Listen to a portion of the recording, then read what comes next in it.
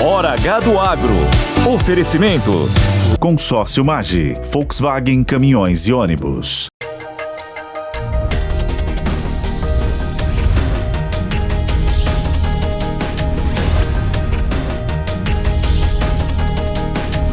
Hora H do Agro.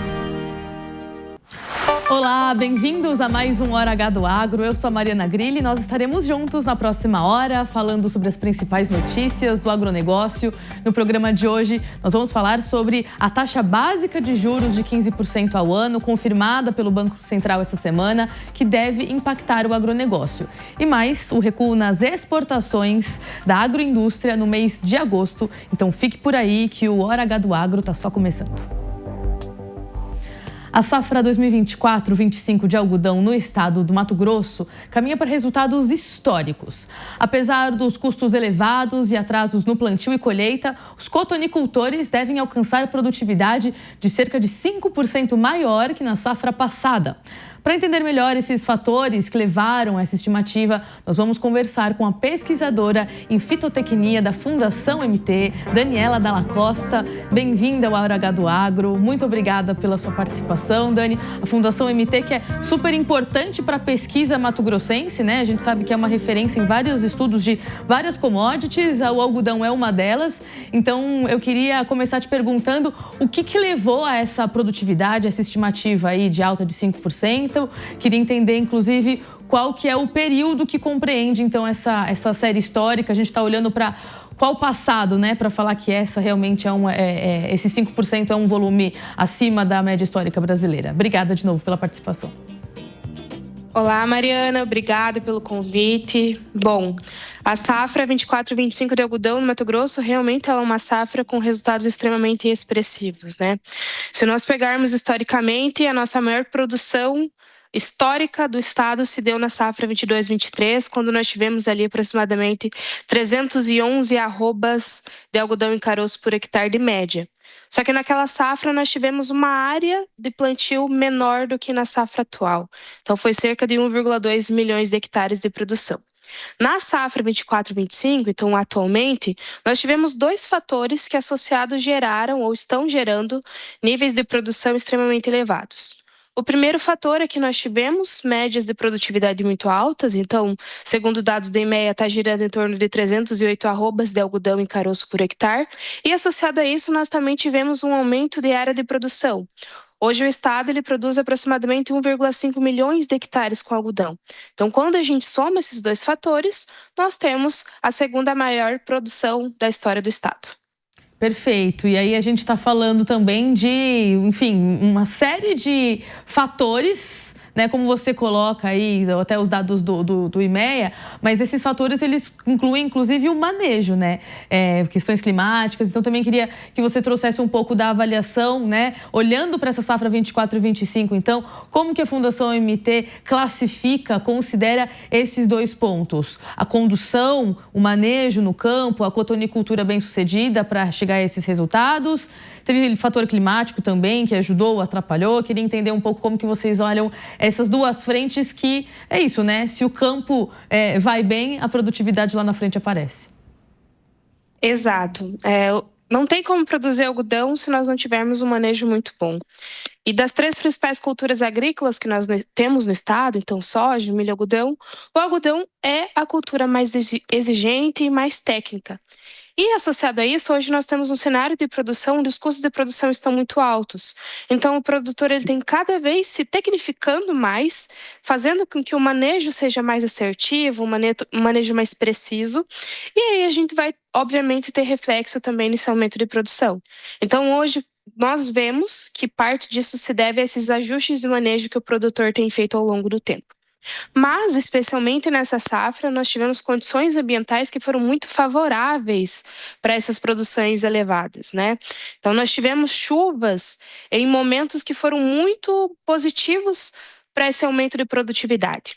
Um exemplo muito claro disso é que nós registramos chuvas nos meses de maio e de junho em regiões agrícolas como a região de Sapezal, Campo Novo do Parecis, que são as maiores regiões produtoras de algodão do estado. E essa chuva ela ocorreu num momento onde a gente estava retendo estruturas reprodutivas e enchendo as maçãs. Como nós tivemos água para reter mais estruturas e encher mais maçãs, isso acabou se refletindo em maior peso e maior produtividade no final das contas. Excelente. E aí eu queria que você trouxesse, então, a continuação dessa avaliação, que é em relação à qualidade, porque a quantidade foi favorável, mas a gente sabe que qualidade é tão importante quanto, né? Ou mais, até dependendo dos mercados ali, né? Como que vocês estão avaliando também essa parte de qualidade da pluma mato-grossense? Se daria para a gente fazer uma comparação também em relação às safras passadas que vocês acompanham o histórico? Exato. Eu acho que é tão importante, na verdade, mais importante do que a quantidade produzida é a qualidade, né? Especialmente no que diz a precificação do algodão comercializado e também ao aceito do mercado externo. Historicamente, nós temos nessa safra um algodão com uma qualidade muito alta, porque os mesmos ambientes ou as mesmas características climáticas de manejo que favorecem produtividades elevadas também favorecem a qualidade de fibra. Então, o algodão dessa safra é o algodão com uma qualidade muito boa. Entretanto, nós temos alguns casos mais específicos e pontuais. Por exemplo, nessa mesma questão de sapezal, que nós registramos a ocorrência de chuva lá em maio e junho, essa chuva mais tardia, principalmente a de junho, ela pegou algumas áreas onde os capulhos já estavam abertos. E a pluma exposta, quando ela recebe essa umidade da chuva, ela acaba tendo redução de qualidade. Entretanto, são casos muito pontuais. De toda forma e de forma geral do estado, o que nós vemos é qualidade de fibra, uma qualidade de fibra muito boa, maior do que nós registramos na safra passada, principalmente.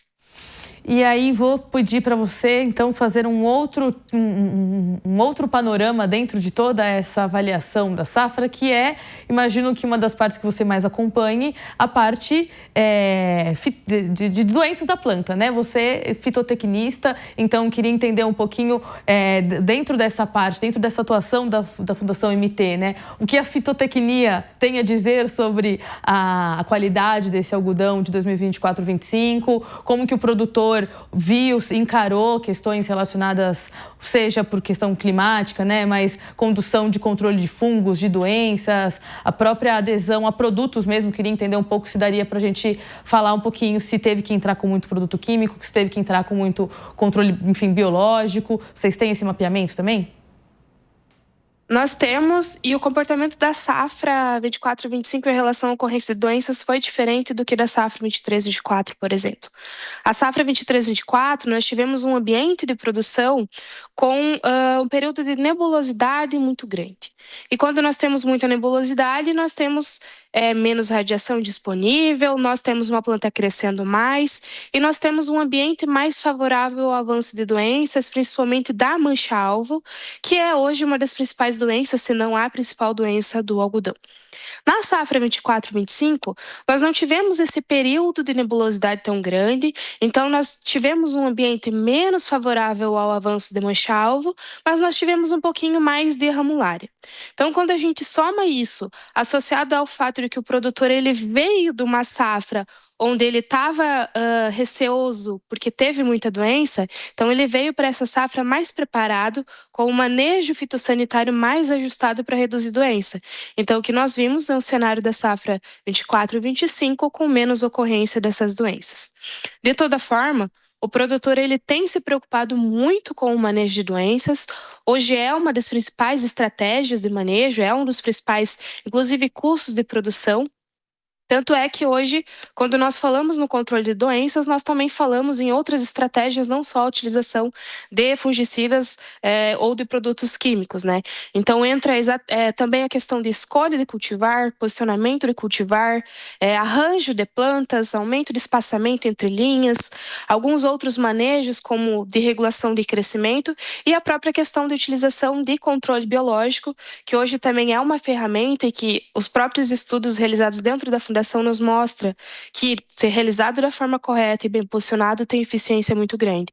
Então, para reduzir isso, nós vimos nessa safra, e é uma tendência de que se continue, o produtor ele vai associar essas várias ferramentas. É isso que eu ia te perguntar. Você enxerga que é uma tendência, então, de fato, o produtor ir com esse pacote tecnológico que tanto se fala também há muitos anos já, mas para outras culturas, né? Já existe essa coisa do pacote tecnológico para soja, para milho, e aí a gente vê o algodão avançando em área, avançando em tecnologia, produtores cada vez mais tecnificados, e aí nesse pacote, então, você acredita que entre de fato aí um caminho sem volta, que o cotonicultor olhe esse manejo de uma forma, um amplo leque de produtos. Exato, especialmente porque nós estamos falando de um cenário de produção onde os custos de produção estão muito altos. Então, o produtor ele precisa lançar mão de várias estratégias para que, no final das contas, ele tenha um custo de produção menor para que a rentabilidade final seja maior. E a gente só consegue fazer isso quando a gente começa a fazer associação de várias ferramentas que o produtor tem e não somente a utilização de produtos químicos.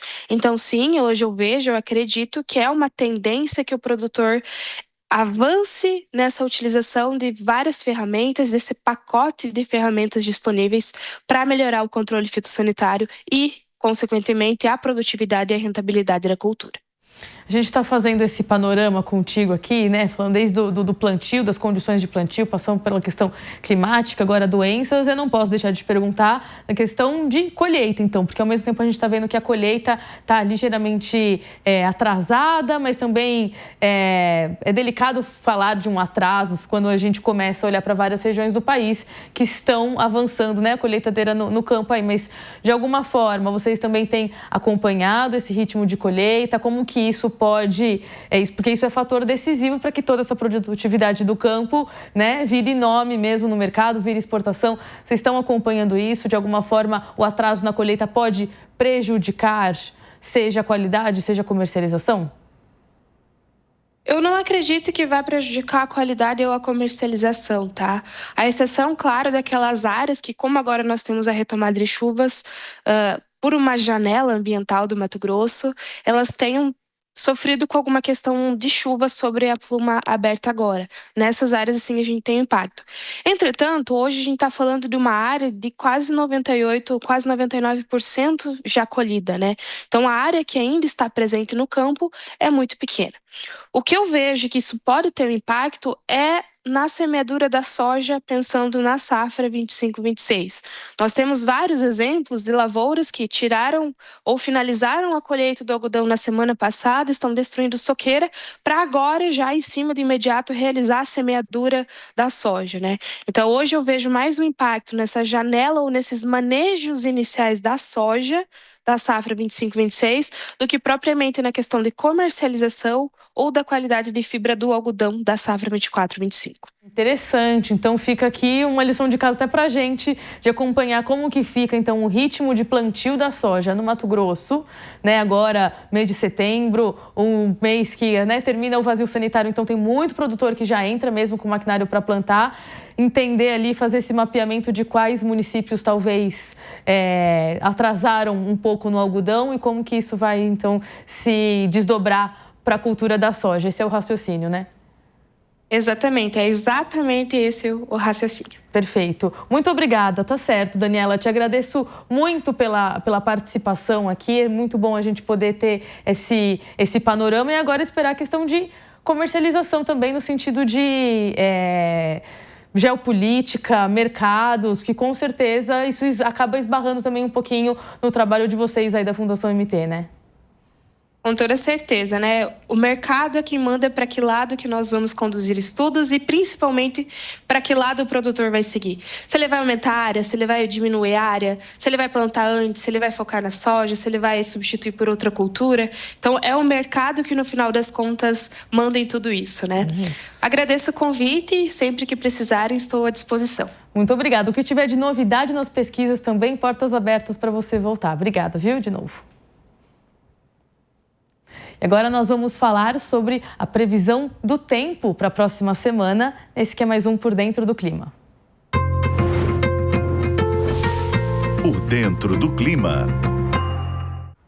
Oi, Marco Antônio, nosso agrometeorologista, ele está no ar, ele está aqui de volta ao Hora H do Agro depois de umas semanas fora. Veio semana passada e cumpriu o acordo de voltar. Então, obrigada mais uma vez aqui por bater ponto no nosso programa, ajudar a gente a entender diferentes regiões do país e, de uma forma geral, o inverno está ficando para trás, né? A gente está começando a primavera, ainda que dependendo da região do país, a primavera significa uma coisa diferente, né?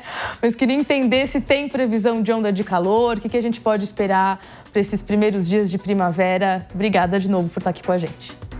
É um prazer enorme estar aqui com vocês, né? Só não consigo estar quando eu estou realmente fora, né? Então, mas se eu estou aqui, se dá para gravar, vamos estar sempre presentes aqui. Muito obrigada. Olha, a primavera começa, né? Agora no dia 22, segunda-feira, dia 22 de setembro, exatamente às 15 horas e 19 minutos, se alguém quiser ser mais preciso com essa data. E olha, ela começa com chuvas, né? Essa primeira semana da primavera será marcada, Mariana, por chuvas em praticamente todo o Brasil, né? Uma frente fria avança ao longo do final de semana sobre a costa das regiões sul e sudeste, organizando as linhas de instabilidades ou os corredores de umidade vindo da Amazônia, e isso trará chuvas quase que gerais a grande parte do centro-sul do Brasil. Até nessa primeira semana, a gente não descarta a possibilidade de algumas chuvas até nas regiões mais norte, como Tocantins, oeste da Bahia, Maranhão e Pará.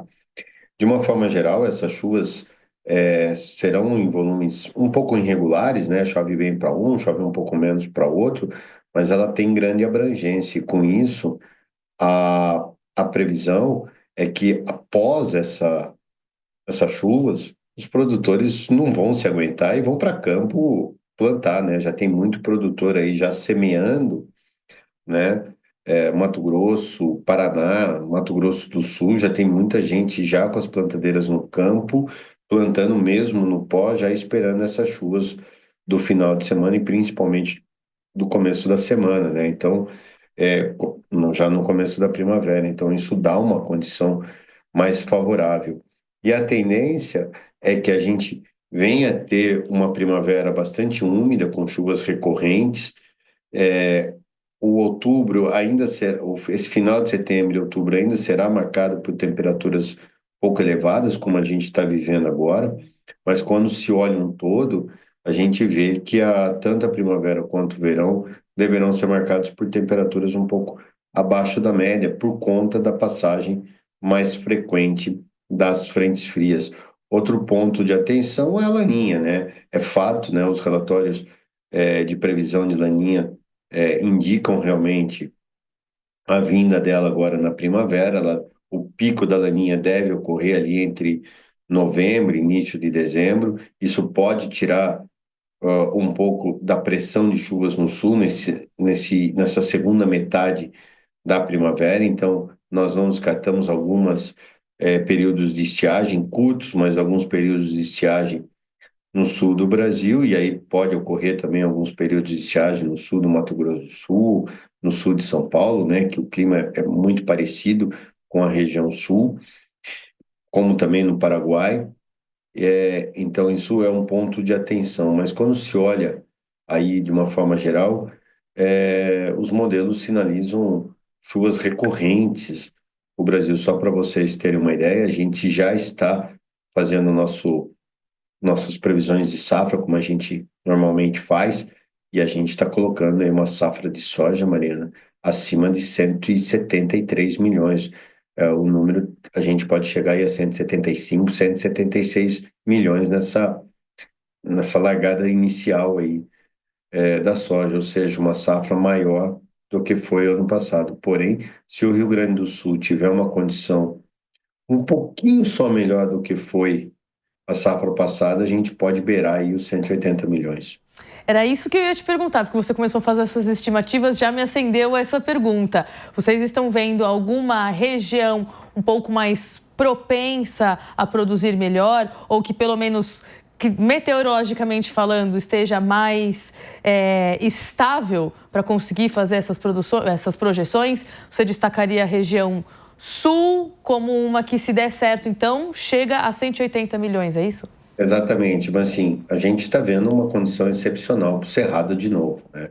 Então, grande parte aí do Cerrado, e aí eu englobo aí Mato Grosso, Goiás, todo o Matopiba, bem como Pará, né? Rondônia, todas essas regiões mais centro-norte do Brasil, as condições vão estar muito, muito boas.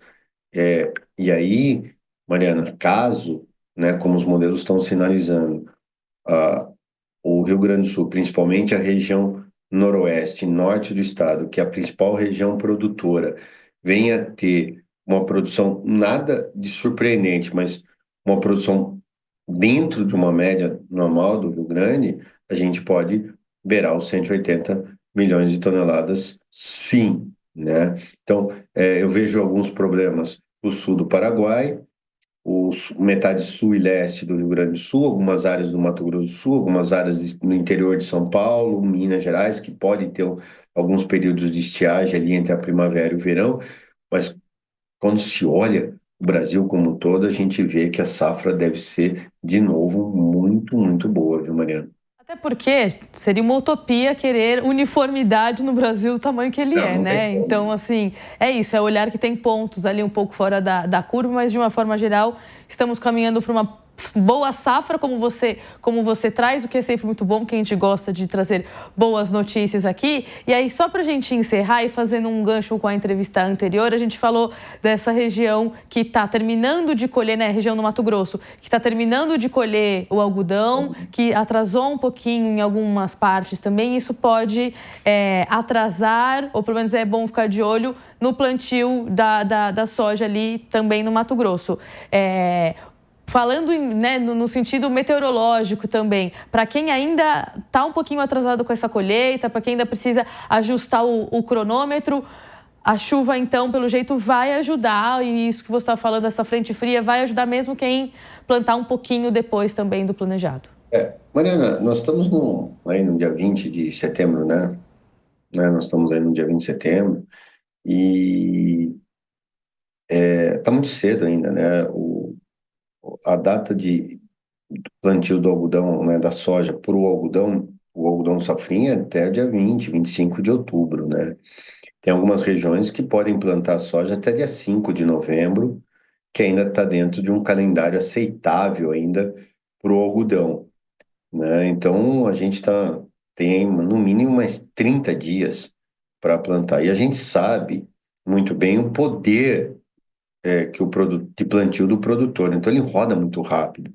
E como o clima, né, olhando só a parte meteorológica, vai dar condições, eu acho que mesmo esse alongamento do ciclo do algodão por conta desses dias mais frios, conforme foi falado na matéria, né, mesmo eles atrasando um pouco essa colheita, eu acho que não vai ter problema nenhum para a soja, né? E soja e depois as lavouras de segunda safra de algodão. Eu acho que o calendário ainda tá muito propenso, né? Diferentemente do ano passado, que as chuvas só voltaram a ocorrer de fato na segunda quinzena de outubro, e aí deixou os produtores, né? Essa soja que depois vai ser algodão muito apertado com o calendário, né? Esse ano não, esse ano eles estão com um calendário extremamente folgado.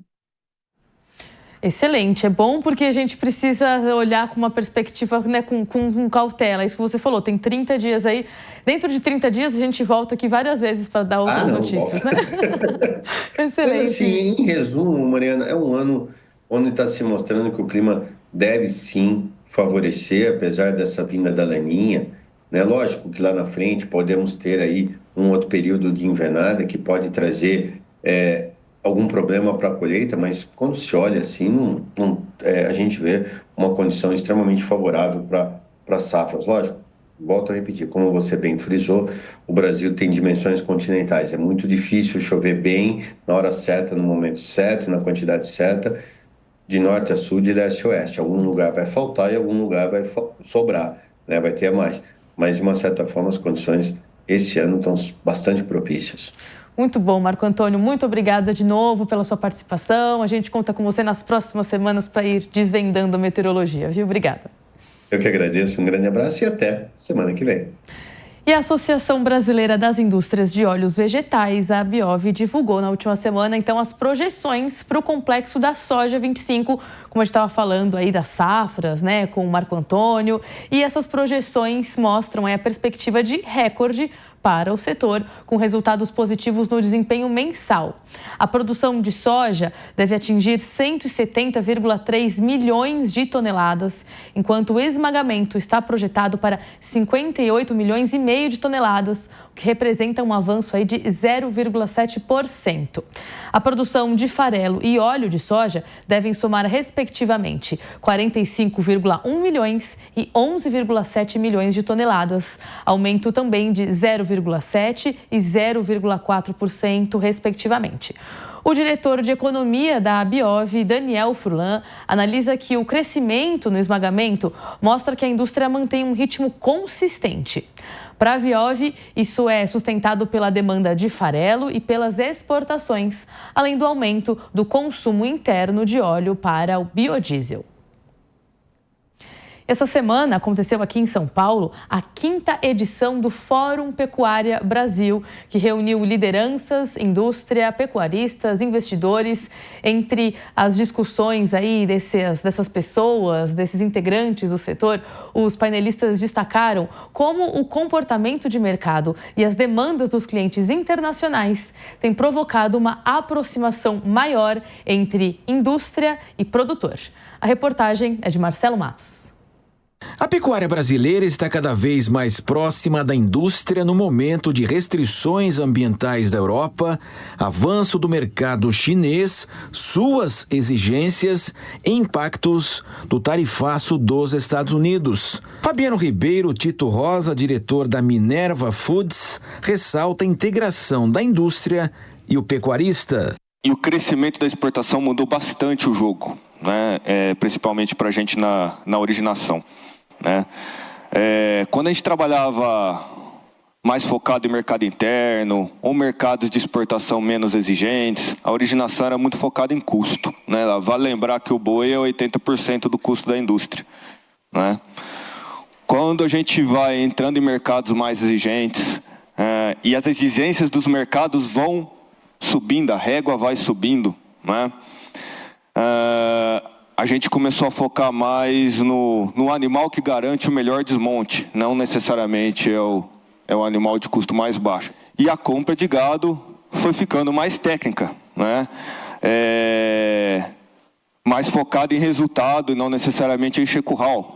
E isso levou a uma aproximação muito grande da indústria com o pecuarista. A gente tem que estar mais junto, né? A gente tem que ter uma visão de mercado, a gente tem que entender aquilo que é necessário produzir, a forma que a gente pode nos ajudar a produzir, e aí ampliaram-se os contratos, os modelos de parceria, os serviços que a indústria consegue hoje oferecer para o pecuarista. Roberto Perosa, presidente da Associação Brasileira das Indústrias Exportadoras de Carnes, apresentou os números do mercado brasileiro. O principal mercado é o mercado brasileiro. Cerca de 70% da nossa produção fica no mercado brasileiro. E esse é o grande balizador de preços e de como a indústria vai se comportar naquele ano. Então, a importância das apresentações que nós vimos aqui, falando do mercado interno, também como grande indutor do preço no mercado. O mercado de exportação brasileiro, nós temos hoje praticamente aberto mais de 150 países, né? Então tem oportunidade para todos os países do mundo. Como eu disse na fala inicial, nós temos alguns países ainda a serem abertos, como o Japão, como a Turquia, como a Coreia do Sul, mercados relevantes, né? Vejam que o Japão importa cerca de 700 mil toneladas de carne por ano. A Turquia também é um importante mercado que está em negociação. Né, e a Coreia do Sul um pouco mais distante ainda, mas a gente espera que também seja possibilitado aberto. Mas para além desses mercados, que são os mercados óbvios, existem diversos mercados sendo abertos, que alguns chamam de mercados secundários, mas eu chamo de mercados complementares, que são os mercados, por exemplo, de miúdos, bovinos, né, acabou de abrir a Indonésia, Filipinas, estamos aí na reta final, talvez abra a África do Sul, que é um mercado que acabamos de avaliar, consome cerca de quase 100 mil toneladas de bovinos por ano e que o Brasil não acessa ainda. Então, tem diversas oportunidades para o exportador brasileiro. Um dos consensos que nós vimos entre os painelistas é a aposta no Sudeste Asiático. O Alisson Navarro, que é diretor de exportações da Marfrig, citou alguns dos mercados importantes nessa região do planeta. Vamos conferir.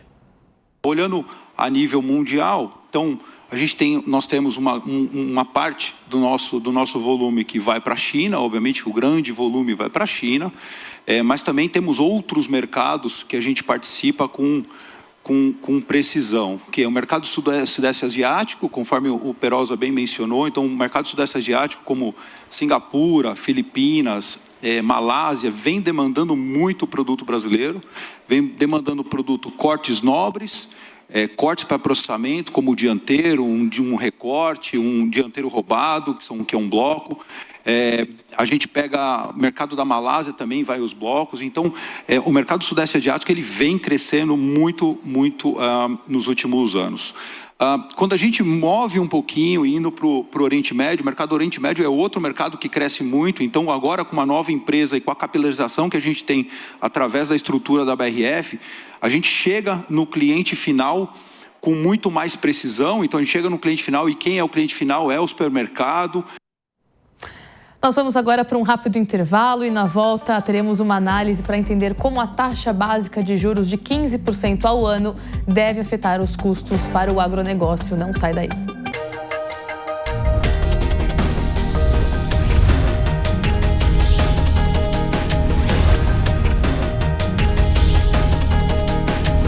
Hora H do Agro.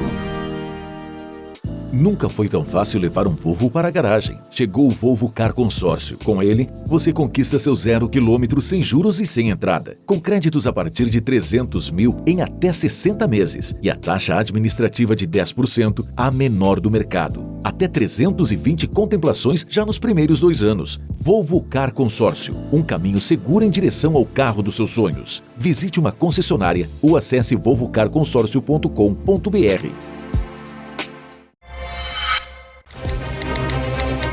Coloque a racionalidade para trabalhar a seu favor. O primeiro dos 5 passos da caminhada financeira que vamos apresentar neste curso tem um nome que não é em vão.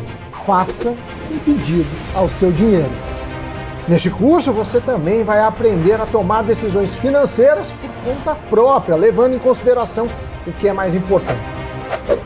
Eu vou te dar 4 dicas para você saber encarar os seus monstros financeiros. Você deve se preparar para encarar este curso como a oportunidade de conhecer um lado diferente do dinheiro para a qual a maioria das pessoas não dá atenção.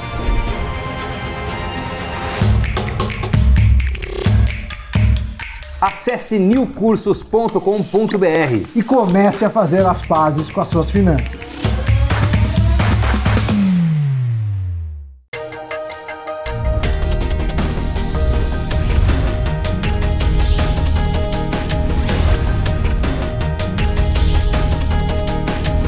Hora H do Agro. Estamos de volta com Hora H do Agro aqui na Jovem Pan News. E dados da Associação Brasileira da Indústria de Alimentos mostram que, apesar do tarifaço de Donald Trump, o recuo nas exportações no mês de agosto foi moderado. As vendas externas brasileiras de alimentos industrializados somaram quase 6 bilhões de dólares no mês passado, uma queda de 4,8% em relação a julho desse ano e apenas 1% frente a agosto de 2024. Embora o setor de industrializados tenha aí sentido pouco impacto, a participação dos Estados Unidos como importador despencou e atingiu setores estratégicos como os de açúcares e proteínas animais. Diante desse cenário, o Brasil se volta então para outros mercados, especialmente a China, de novo ela, em busca de estratégias aí para fortalecer as exportações. Então, para falar conosco sobre isso, entender essa relação entre a exportação de alimentos industrializados, os mercados dos Estados Unidos, da China, nós recebemos aqui o Kleber Sabonaro, ele é economista-chefe da ABIA, da Associação Brasileira da Indústria de Alimentos. Bem-vindo ao Hora H do Agro, muito obrigada pela sua participação participação, pela dedicação do seu tempo. Eu quero começar te pedindo, então, por favor, para fazer essa análise dos dados aqui com a gente de exportações.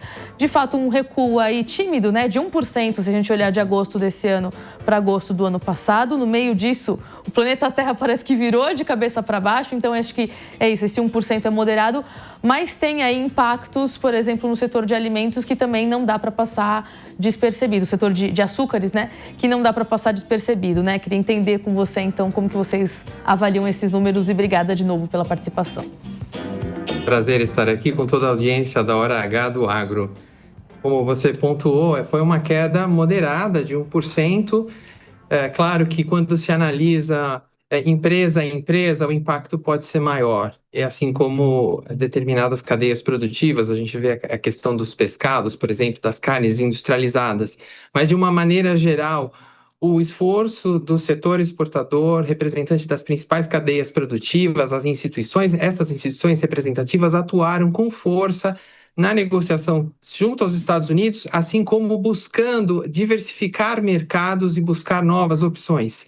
Aí eu reitero também o trabalho do MAPA, abrindo novos mercados, fundamental para o acesso, ampliação do acesso e melhorias de condição deste acesso. E então a gente tem que destacar aí a China, que teve um crescimento de mais de 50% nas exportações em agosto, comparativo a agosto do ano passado. Outro caso muito forte foi o México, com mais de 200% de crescimento, puxados aí principalmente pelas proteínas animais, entre outros produtos. Então, houve uma compensação parcial desta queda, o que é muito salutar. Agora, fazendo aqui um pouquinho uso do exercício de logística reversa de datas, né? Para a gente trazer esses resultados de agosto de 2025, mostrando que é isso. Então, houve um reequilíbrio entre mercados, que esse recuo dos Estados Unidos, então, de fato, foi compensado por México e China, como você coloca. Isso é resultado de um trabalho que a Bia, e aí você colocou o MAPA, por exemplo, também como, né, um dos atores aí, é um trabalho que a Bia, de certo, já começou a fazer há muito tempo, né? Então, eu imagino que quando os rumores ali, toda essa desavença com os Estados Unidos começaram, eu imagino que a Bia já tenha tomado ali determinadas providências. Mas você, enquanto economista, queria entender um pouco dentro da Bia, né? Como que é esse diálogo com esses países? Como que é ampliar em 200% a exportação para México, 50% a exportação para a China, né? A gente não está falando de volumes irrisórios. Então, como que é tratar de tudo isso dentro de um ano, que a mim me parece que é um intervalo muito curto, né, para números tão expressivos?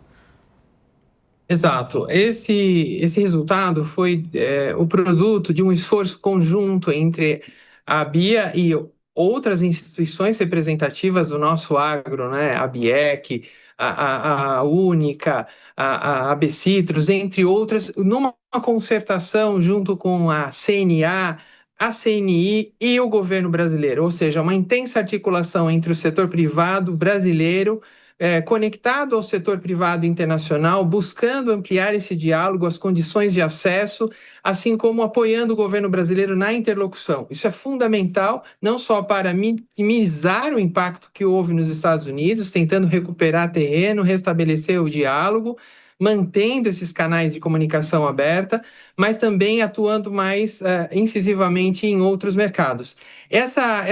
A ampliação das tarifas, vale observar que ela atingiu todos os nossos principais concorrentes. O Brasil acabou ficando, neste momento, com um percentual maior em relação aos Estados Unidos. Mas isso abriu espaço para que os países aí pela União Europeia, já buscassem numa interlocução de negociação que tem sido muito proveitosa. Só para concluir, a gente vê aí a perspectiva de um acordo com a União Europeia se materializando, com o EFTA já materializado, né? E assim como a sinalização positiva em relação ao governo japonês e ao setor privado também. Isso só para citar 3 exemplos.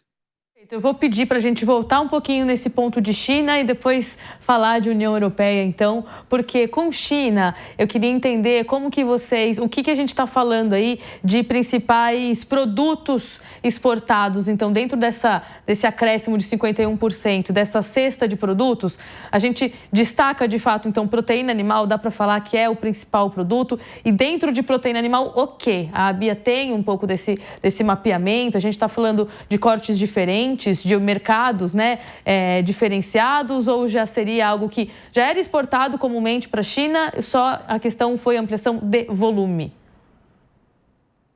Nós gostaríamos, nesse momento, que tivéssemos uma diversificação maior em relação ao mercado chinês, mas houve uma ampliação nos volumes dos produtos tradicionais da nossa pauta, as proteínas animais, bovinas, aves e suínos, assim como, por exemplo, o próprio açúcar.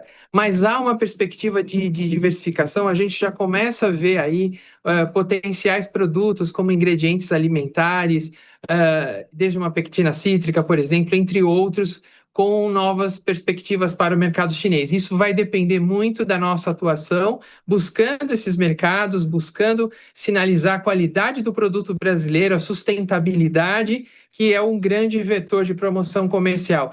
E, só para recuperar também um ponto importantíssimo, a partir desse desafio que se colocou com a questão dos Estados Unidos, nós temos uma visualização mais nítida da necessidade de forçar ainda a nossa atuação de promoção combinada com uma atuação de advocacy, ou seja, de defesa da qualidade do nosso produto nos mercados alvos e naqueles mercados que temos condições de atender. O Brasil atende a legislação de mais de 190 países para os quais exporta, e a qualidade do produto brasileiro é reconhecida, só que ela precisa ser melhor divulgada. Isso já vem sendo feita, e um trabalho que a Bia faz é justamente apoiar essa promoção, aí seja por meio do PanAgro e entre outras ações que só nos colocam numa condição da qual nós merecemos.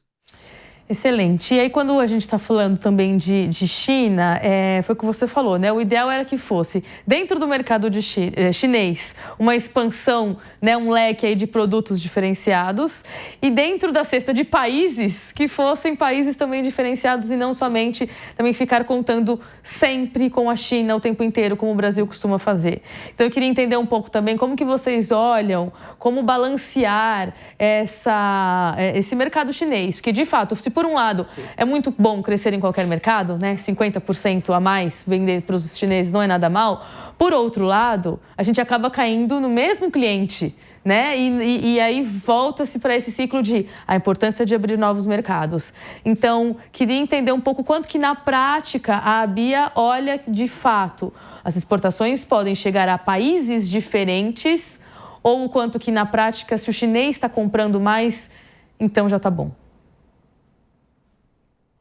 Os chineses comprando mais de nós é altamente desejável, são o nosso principal parceiro, mas nós temos percebido, fruto também do esforço de promoção do setor privado, em conjunto com o governo brasileiro, uma diversificação de pauta. Haja vista, por exemplo, a Indonésia, que era o quarto, em 2023, era o nosso quarto maior destino de alimentos da agroindústria, passou para ser o terceiro país maior importador. A gente vê oportunidades aí na Índia, que também tem crescido. No Sudeste Asiático, de modo geral, o mundo caminha para o Sudeste Asiático. Nós, com o acordo Mercosul-Singapura já aprovado, abre-se uma nova oportunidade de expansão dos nossos produtos para bilhões de pessoas. Isso vai ser uma consequência natural nos próximos anos dessa concertação de trabalhos, e isso culmina também na diversificação dos mercados. Os países do Sudeste Asiático hoje têm dinâmicas de crescimento mais aceleradas do que a própria China. Isso puxa a nossa condição nesses mercados de oportunidades. O Japão, por exemplo, apesar de ser um mercado de baixo crescimento demográfico, mas é uma economia que tem uma dinâmica de renda e potencial para o Brasil conquistar um share de mercado que hoje não tem, vários produtos de uma maneira significativa, agregando valores às nossas exportações. Sem esquecer de América Latina e União Europeia. o Brasil tem condições de dobrar nos próximos anos as exportações em valor do agronegócio. Só para concluir, nós temos a posição desde 2022 como sendo o maior exportador de alimentos agroindustriais do mundo, mas a posição em valor é em quinto, o volume em primeiro, valor em quinto. Então o desafio está posto e a oportunidade da mesma forma. Ou seja, a gente está precisando saber cobrar mais, né? Entre tantos fatores, entre tantas coisas, acho que talvez cobrar um pouco mais por esse volume e por essa qualidade que a gente sabe que o Brasil tem e atende. Só para encerrar contigo, Kleber, falamos aqui bastante de China, você trouxe o Sudeste Asiático, a gente também ouviu sobre isso no primeiro bloco do programa. E União Europeia, você falou aí dessa expectativa, então, de um acordo de fato sair, né? Décadas aí falando sobre esse assunto. Como que a Bia, então, também avalia o amadurecimento desse acordo, Mercosul-União Europeia, e o quanto que vocês estão contando de fato já com esses clientes, talvez num horizonte aí, olhando para 2026? O fato de o acordo ter uma perspectiva positiva de aprovação já nos coloca em ritmo de preparação para ampliar a nossa atuação. Nós fomos, em alguns produtos, mais fortes do que somos hoje na União Europeia. Nós reconhecemos que é um bloco que tem um viés protecionista, isso fruto da própria competitividade do agro brasileiro, que assusta, mas o agro tem caminhado positivamente na rastreabilidade, que comprova sustentabilidade em condições de atender a nova legislação anti-desmatamento, que entra em vigor aí no final deste ano. E sem contar também em ter uma visão mais ampliada das oportunidades, né, do agronegócio europeu. Somente de médias empresas, agroindústrias europeias, são mais de 400, das quais nós podemos exportar os nossos produtos agroindustriais para eles continuarem na cadeia de agregação de valor. É um jogo ganha-ganha, não é de competição fechada, mas de compartilhamento de oportunidades de comércio e investimentos, gerando emprego e renda para ambos os blocos. O comércio é a solução para a segurança alimentar e para o desenvolvimento de ambas as regiões, reativando a economia europeia, isso que eles buscam, e para nós um novo motor no crescimento das exportações, que tem comandado a expansão da nossa agroindústria. Agradeço a toda a audiência e fico à disposição. Muito obrigada. Esse foi o Kleber Sabonaro, ele é economista-chefe da Associação Brasileira da Indústria de Alimentos. Já está convidado para voltar para a gente falar dos desdobramentos aí, quem sabe, né? Andando UDR, aí, lei anti-desmatamento, andando os acordos. A gente recebe aqui de novo para falar sobre outras pautas aí da economia. Obrigada, Kleber. E agora a gente vai falar, né, porque na última quarta-feira, dia 17 de setembro, a gente precisa falar de Copom, porque a gente sabe que o Banco Central optou por manter a taxa Selic em 15% ao ano, o que é o maior patamar em quase 20 anos. Então, para saber como que isso afeta os custos de produção do agronegócio, nós vamos conversar com o Cícero Zanetti. Ele é doutor em economia, professor e pesquisador da Fundação Getúlio Vargas. Bem-vindo ao Hora H do Agro. Cícero, muito obrigada por topar falar com a gente sobre esse assunto que está permeado na vida do brasileiro, mas que nem sempre a gente consegue traduzir com facilidade. Então, a gente sempre gosta de chamar professores, pesquisadores para trazer aqui didatismo. E eu começo te perguntando o seguinte: como que a Selic elevada, mas né, a 15%, mantida, mas continua elevada, né, impacta o crédito rural? Como que a gente pode pensar em impactos aí para investimento de expansão, modernização da produção? Estamos falando de uma safra 25-26 que começa agora, né? Praticamente assim, mês de plantio em setembro. Como que essa Selic, como que esse anúncio do Copom é recebido, claro, pela academia, pela FGV, e como que isso se transpõe aí para o agronegócio?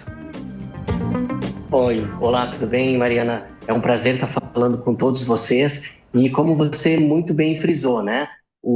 A taxa de juros básica da economia, a taxa Selic, ela influencia todo o nosso dia a dia, seja no consumo, quando a gente vai no mercado, quando a gente vai fazer um investimento, vai comprar um determinado bem, e isso também acaba impactando o agronegócio.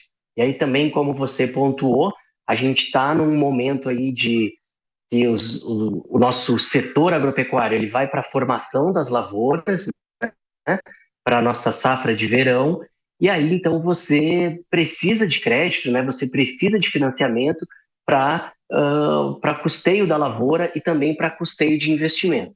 E aí a gente precisa entender qual é o contexto, né, que a gente está vivendo. Então a gente já vem de um cenário maior, com taxas de juros mais elevadas, então é preciso que o pessoal entenda, o nosso telespectador entenda que isso eleva o nosso custo de oportunidade de ter o dinheiro. Ter o dinheiro, fazer um investimento, fazer um custeio se torna mais caro, né? E assim como comprar um determinado bem se torna mais caro. Tá? E se você tem o valor em caixa, né, você também tem um custo de oportunidade alto desse valor, porque você pode comprar títulos do governo, né, e ter uma rentabilidade altíssima aí de 15% ao ano. Tá? Então, essa manutenção da taxa de juros a 15%, ela já era esperada, então a gente ainda espera que 2026, por todo o contexto, né, de ano eleitoral e também de que a inflação brasileira ela vem dando sinais de que está reduzindo, mas não vem reduzindo na velocidade que o Banco Central gostaria, então é natural que ainda em 2026 nós tenhamos uma taxa de juros, não sei se a 15%, mas com certeza em patamares de 14%, 13% ao ano.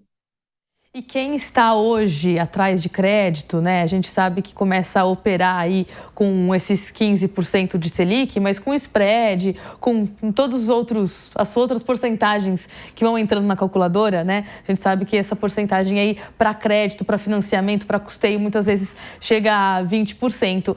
Eu queria entender como que a FGV, então, tem avaliado essa perspectiva de impacto para a safra, né? Vocês têm uma divisão inteira de agro que olha para a performance ali de vários números, o plantio, a safra são um deles. Eu queria entender se vocês, de alguma forma, têm colocado em perspectiva mesmo um risco, de fato, de o produtor não estar investindo quanto gostaria para agora a safra 25-26, ou se, de alguma forma, ele realmente já começa a travar custos ali que podem, inclusive, influenciar na formação de preço de 26, 27. Que leitura um pouco mais ampla que a gente pode fazer dessa taxa, que, de novo, né, não é irrisório, 15% é bastante coisa, junto com o spread do banco, chega a 20%, 22%, alguns economistas têm falado aí. Então, é importante, né, e o que a gente olha para analisar essa questão do risco, né, do risco de formação das nossas lavouras para a safra 25, 26. A gente precisa olhar a velocidade com que o crédito ele vem sendo tomado, os chamados desembolsos do Plano Safra. E aí, quando a gente olha agora os últimos dados que foram divulgados essa semana, a gente percebe que a gente está muito aquém dos desembolsos que foram feitos no Plano Safra do ano passado, nesse mesmo período, né? Então, você tem processos de recuperação judicial, né, que estão em andamento, e aí então o governo federal ele tem uma medida, né, que dá um pouco mais de fôlego para essa renegociação dessas dívidas, tá? E aí você consegue captar crédito, captar recursos para investimento e custeio para formar a lavoura, tá? E a gente também tem que entender que esse passo, né, mais devagar dos desembolsos, eles está acontecendo porque, de fato, as instituições financeiras elas estão vendo um maior risco de emprestar esse crédito para o setor. E aí, o que a instituição faz para se proteger dessa possibilidade, né, de maior risco?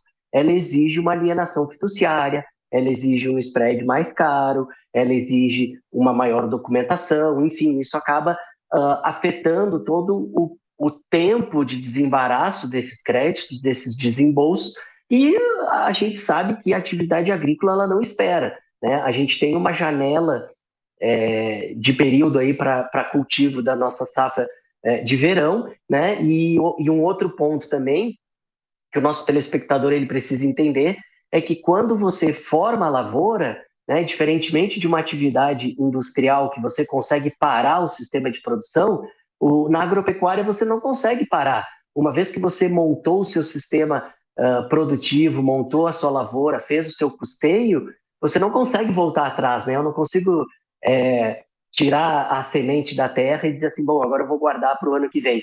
Então, o risco é mais alto, Então, a gente vem de 2 anos aí com altas taxas de juros, então isso certamente vai impactar, mas a gente precisa, né, e estamos acompanhando os últimos dados, a gente espera aí agora o mais rápido possível que tenha a consolidação dos desembolsos no mês de agosto, e aí que os desembolsos para os grandes e médios produtores, eles encostem aí no volume que nós temos no mesmo período do ano passado. E aí isso nos dá uma segurança de que nós não teremos problemas para a safra 25-26. E eu vou emendar nessa questão de RJs que você puxou. Recuperações judiciais, que de fato nos últimos 2-3 anos começaram a ser muito alvo do agronegócio, né? Existe uma avaliação muito cautelosa de vários analistas do setor de que existiu inclusive uma indústria de RJs, né? Uma coisa que banalizou esse instrumento.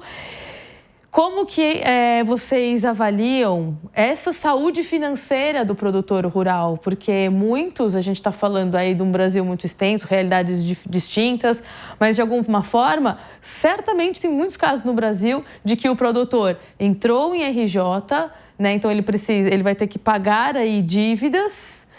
E muitas vezes é isso, a renda dele continua sendo a terra, né? Ele continua sendo agricultor, essa continua sendo a atividade principal para ele pagar as contas. Então ele vai ter que fazer algum tipo de custeio, vai ter que fazer algum tipo de investimento com esses juros de 15% ou mais. Existe alguma preocupação de que ao final da safra 25-26 as RJs elas se intensifiquem, já que a gente está falando de uma safra que já começa apertada e com desafios no sentido econômico? Mariana, essa é uma pergunta bem difícil de responder. A gente consegue traçar os riscos, né, dessa recuperação judicial, né, desse volume grande de recuperação judicial, mas a gente também precisa entender a dinâmica de caixa e de investimento dos nossos grandes, médios e também os pequenos produtores rurais, né? Então a gente tem um incentivo, né, do contexto de produção brasileiro, do contexto fiscal também que permeia o nosso setor, de a gente não ter um colchão de caixa, né, durante um ano safra para outro, né? Então acaba que o crédito rural, junto com o seguro rural, são importantes instrumentos para financiar a nossa lavoura. Então, a gente precisa analisar com cautela, entender que é um momento de transição da nossa economia, né? A gente está apertando o cinto por conta de uma taxa de inflação alta e que a gente espera aí que caia. Porém, a gente também tem no cenário do ano que vem um ano eleitoral, que são sempre anos difíceis para a política monetária. Então, a gente tem aí um contexto também político importante, onde você, historicamente, né, a gente tem um governo que hoje gasta mais, um governo mais inchado, e que isso acaba também pressionando a inflação. Então, a gente precisa começar dando muitos bons exemplos, né? Enxugar os nossos gastos públicos, botar o pé no freio, entender quais são as causas da nossa inflação, né? E com uma taxa de juros mais baixa, né? Uma maior equalização, né? Uma maior disponibilidade de recursos para o produtor rural, isso pode dar um desafogo e aí controlar essa questão das RJs que aconteceram nos últimos anos. Perfeito, vamos continuar acompanhando e torcendo para que isso não seja o caso, né, da safra 25-26. Cícero Zanetti, pesquisador da Fundação Getúlio Vargas, muito obrigada pela participação, pelos esclarecimentos. Espero encontrá-lo aqui em outras ocasiões. Obrigado, pessoal. Tchau, tchau. E o nosso programa fica por aqui, mas você continua conectado nas nossas redes sociais, ligado na programação da Jovem Pan News. Muito obrigada pela sua companhia, a todos que fazem o programa acontecer. Eu te espero na próxima semana. Um abraço.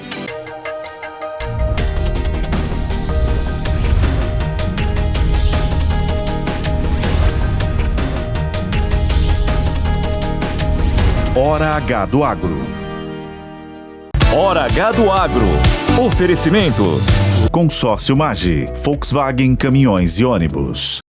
A opinião dos nossos comentaristas não reflete necessariamente a opinião do Grupo Jovem Pan de Comunicação. Realização Jovem Pan.